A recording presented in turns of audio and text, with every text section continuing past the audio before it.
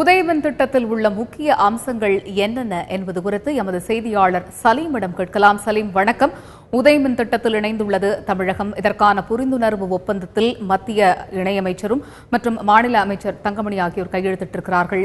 இந்த உதயமின் திட்டத்தின் முக்கிய அம்சங்கள் என்னென்ன சலீம்? அதாவது நம்ம உதய திட்டம் எதற்காக அப்படின்னா, மாநிலங்கள்ல உள்ள மின் விநியோக நிறுவனங்கள் பெரும்பாலும் இந்தியாவுல நஷ்டத்தில் தான் இயங்குகின்றன.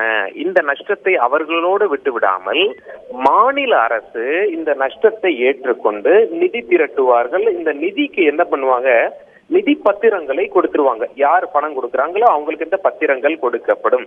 இந்தியாவில் 29 மாநிலங்கள் இருக்கு. 20 ஏற்கனவே இணைஞ்சு போச்சு. இப்ப தமிழகம் 21ஆம் மாநிலம். சரி, நிறைய மாநிலங்கள்ல தனியாருக்கு தான் இந்த நிதி விநியோக அதாவது மின்சார விநியோக பொறுப்பை கொடுத்திருக்கிறார்கள். தமிழகத்தை பொறுத்தவரை அது அரசாங்கத்திடமே இருக்கிறது. டிஎன்இபி பண்றதை நம்ம எல்லாம் பாக்குறோம். தமிழகத்தினுடைய நிலவரம் என்ன? உதய் திட்டம் அமலுக்கு வந்தது 2015 செப்டம்பர் 30 அப்பொழுது தமிழகத்தின் நிலை என்னன்னு பார்த்தா, தமிழக மின் வாரியத்தின் மொத்த கடன் தொகை 81,000 கோடி. இதுல மின் பகிர்மானம் தொடர்பான கடன் அப்படின்னு சொல்லி பார்க்கும் பொழுது சுமார் 37,000 கோடி. தமிழக அரசால் உதய் திட்டத்தின் கீழே பரிசீலிக்கப்படும் கடன் தொகை எவ்வளவு? சுமார் 30,500 கோடி.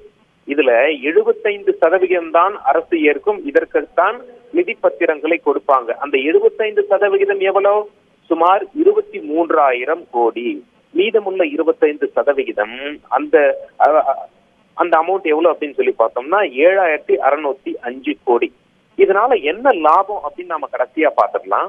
தமிழக அரசு 75% கடனை ஏற்றுக்கொள்வதால் தமிழக மின் வாரியத்திற்கு ஒரு ஆண்டுக்கு சுமார் 2,800 கோடி வட்டி சேமிப்பு ஆகிறது.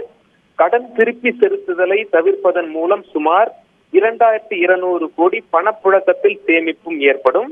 தமிழக மின் வாரியமும் மீதமுள்ள 25% கடன்களை நிதி பத்திரங்கள் மூலம் திருப்பி செலுத்துவதனால் ஒரு ஆண்டுக்கு சுமார் 200 கோடி வட்டி சேமிப்பு ஏற்படும். இதுதான் லாபம்.